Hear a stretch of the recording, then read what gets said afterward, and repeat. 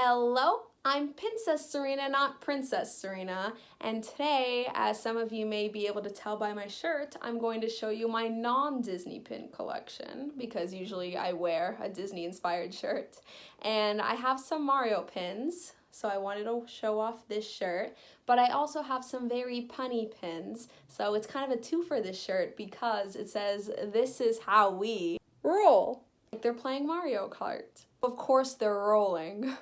I'm going to show you my random assortment of non-Disney pins today, although I still have some structure to them. I have some on a board and some that I display on this lanyard as well. So without further ado, let's get into it. So moving to the top, I have a few Build-A-Bear pins. I got the pink and the rainbow one from actually buying the Build-A-Bear. Some of the Build-A-Bears came with pins. And then the one in the middle with the earth, I got from completing a challenge. I had to prove that I did something good for the environment. I brought it in, and then I got this pin. And I remember there were three more. There was one for like exercise, and he had weights. There was a bear that had something with books, and I had all four, but sadly, before I got super into pins, I got rid of the other three. But I kept this one because I thought it was the cutest. And then I have another one. I remember I actually got my grandma a Build-A-Bear for her birthday once, and it came with this pin. So this part of my board represents like things from my childhood. So we have the Etch-a-Sketch here, and oh, it's so clear, it's like a mirror, hello. And then you have the little knobs at the bottom there. It's like they drew the thumb. And then this is the caterpillar from The Very Hungry Caterpillar. That was one of my favorite books. And then I know there's a pin out there that matches this that I don't have, because I traded for this, of the strawberry with the hole in it, but I'm definitely happy I have the caterpillar. I was so obsessed with Polly Pockets when I was younger. I had so many of them, and I remember seeing this at Hot Topic, and I was like, yes, this is a must, it's mine, and it's literally the color of my room. It definitely matches my aesthetic. And then I have a whole row here of just all Super Mario. I love Yoshi. I remember I always wanted to be him when we played Mario Kart. The block puncher in Super Mario, which, oh my gosh, I was so competitive. I'd be like, okay, that's it. You guys stay in the bubble. I'll do the work, and then I'll go in the bubble, and you do the work, and I had this whole plan. And then we have Mario himself, and then I have Luigi, and I did not get these pins together, but I think they look pretty nice together. They're really similar art styles. And then I showed this pin in my interactive pin video. It's like when you're in Mario Kart, when you go into a question mark, and then you spin to see what you get. And then over here, I kind of just have phone related pins, like emojis with the monkeys. Oh my goodness, I used to use these so much. And then I have the text bubble and like the 1%, which my phone, definitely guilty of that, leaving it to the very last second while I'm on a long call with friends.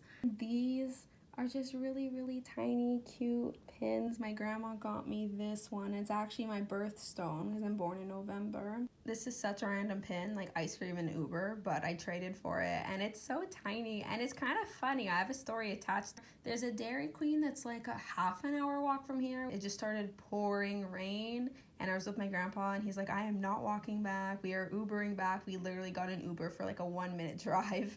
So I thought it was kind of funny that I have a pin that represents that experience. Then I got this eye at a Katy Perry concert, believe it or not. This was one of the random pins, I guess, in the pack. Like, I like to represent, like, one that says Katy Perry, or it's like, it makes sense that it represents Katy Perry, but this is kind of in my random assortment of pins, and I like what it looks like, so I kept it. Moving here, I have, like, old technologies, I guess. I try to organize this random assortment of non-Disney pins as best as I could.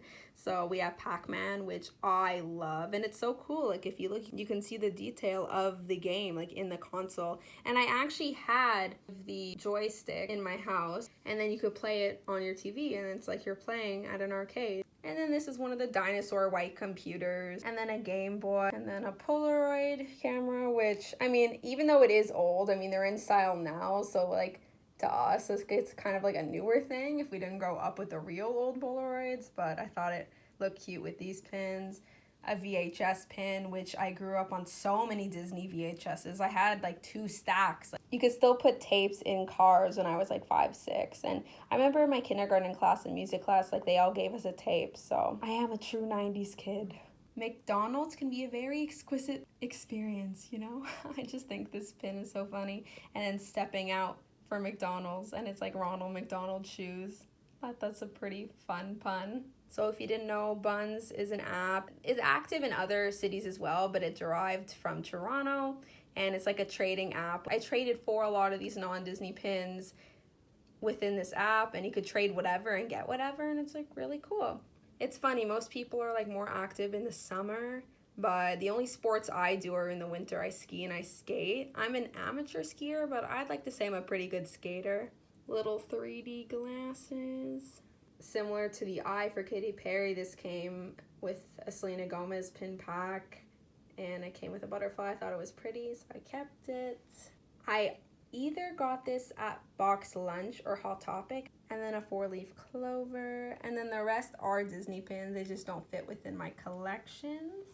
The Slinky Dog does fit, but I don't know, I just don't really like it on the board, because if you saw my recent video with my pin mail and my alien remixes, I'm very specific on what I put on my Toy Story board, so it doesn't really fit my display, so I have it here. Would you like a hug? I love Baymax, not enough to like collect him. I mean, I definitely have enough collections as it is. You see my background, but I think this one's so cute, and it's actually the first pin I got when I got super into Disney pins again a couple years ago. I collect Finding Nemo as well, but I think this one works better here because it's like a pun, adorable, and like a couple of these are like punny pins and stuff like that. Here's an Ariana Grande One Love Manchester pin. So if you didn't know, this was the symbol for when she had that benefit concert. So the ears represent like the Dangerous Woman era. If you know what the heck I'm talking about, because you're an Arianator like me, I have a second channel under channels.